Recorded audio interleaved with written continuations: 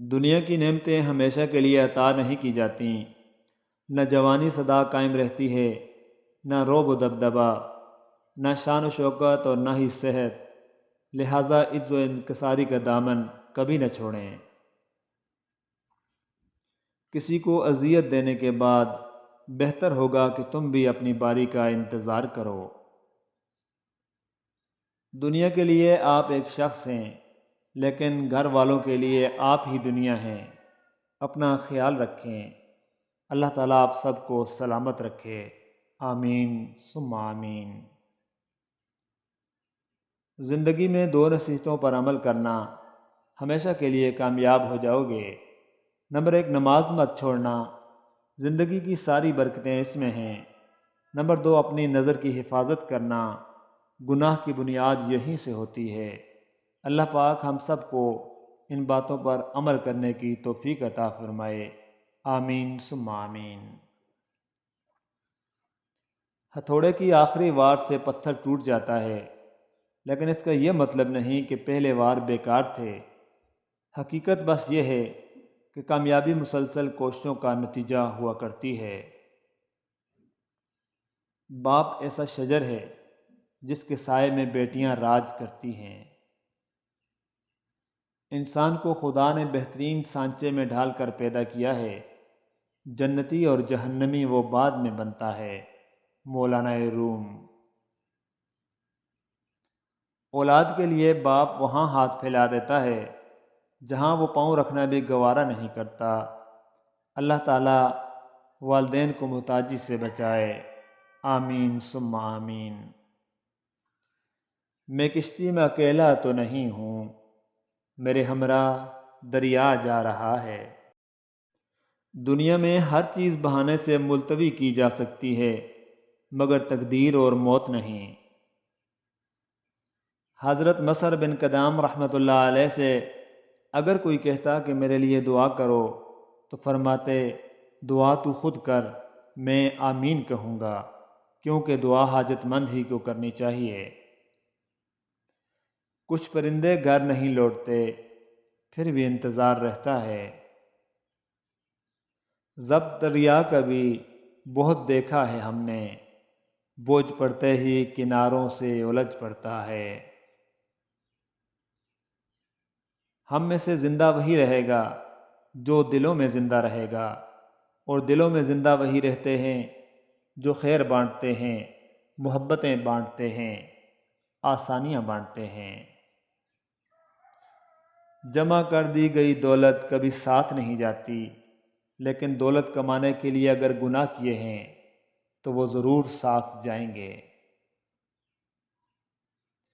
باپ ہونا کوئی آسان نہیں، تھکے بغیر، رکے بغیر، نا امید ہوئے بغیر، تنقید کی پرواہ کیے بغیر، صلے کی تمنا کیے بغیر، ہر موسم ہر حالت میں چہرے پر مسکراہٹ، دل میں محبت، لب پر دعا، حوصلے اور جرت کے ساتھ مسلسل چلتے رہنے کا نام باپ ہے۔ یہ جو ٹھہراؤ بظاہر ہے، اذیت ہے میری جو تلاطم میرے اندر ہے، سکون ہے میرا۔ چلنے والے دو پیروں میں کتنا فرق ہے، ایک آگے اور ایک پیچھے، مگر نہ تو آگے والے کو غرور اور نہ پیچھے والے کی کوئی توہین، کیونکہ انہیں پتہ ہے کہ پل بھر میں یہ بدلنے والے ہیں، اور اسی کو زندگی کہا جاتا ہے۔ زندگی کا سادہ سا اصول اب بنا لو، کسی کی مدد کر سکتے ہو تو کر دو، اور بدلہ اللہ پاک پر چھوڑ دو۔ اس سے زیادہ نفع کا بزنس دنیا میں نہیں۔ اپنے بچوں کو جیب خرچ سے کچھ حصہ صدقہ کرنے کی تربیت دیں، تاکہ عمر بھر کے لیے انہیں اپنی آمدنی کا کچھ حصہ صدقہ کرنے کی عادت پڑ جائے، اور وہ آپ کے لیے صدقہ جاریہ بن جائیں۔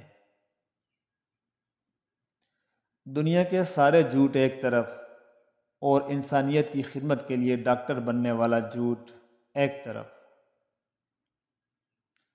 یا رب کریم، ہر بیٹے کا نیک خواب سچا کر دے، اور ہر بیٹی کا نصیب اچھا کر دے۔ آمین ثم آمین۔ اب جو رشتوں میں بندہ ہوں تو کھلا ہے مجھ پر، کب پرندے اڑ نہیں پاتے پروں کے ہوتے ہوئے۔ ساری زندگی لگا دی تو نے مال جمع کرنے میں اے انسان، مگر شاید تو یہ بھول گیا نہ کفن میں جیب ہے اور نہ قبر میں الماری۔ تلاش میں بیت گئی ساری زندگی، اب پتہ چلا کہ خود سے بڑا کوئی ہم سفر نہیں۔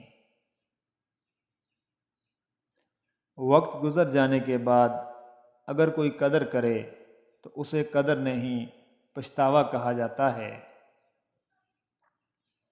ہم اپنی ترجیحات کے مطابق فیصلہ کرتے ہیں کہ کس سے کتنا رابطہ رکھنا ہے۔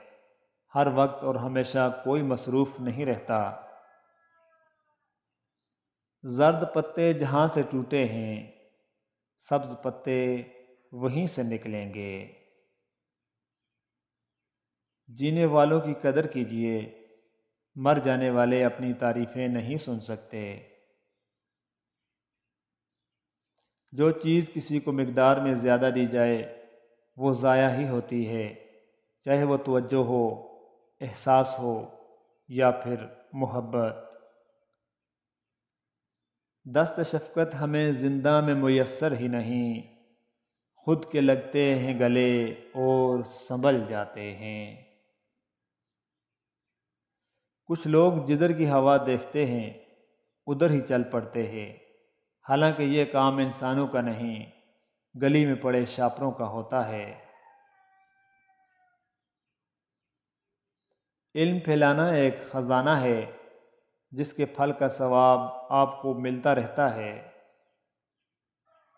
دنیا کی سب سے بڑی غلط فہمی اپنے ماں باپ کی خدمت نہ کرنا اور اپنی اولاد سے خدمت کی امیدیں لگانا۔ سجدہ صاحب کیا سکھاتا ہے؟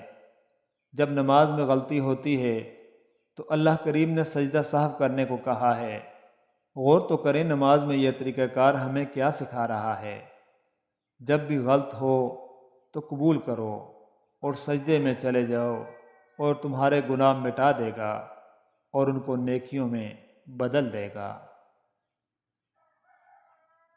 روشنی میری دور تلک جائے گی، شرط یہ ہے کہ سلیقے سے جلاؤ مجھ کو۔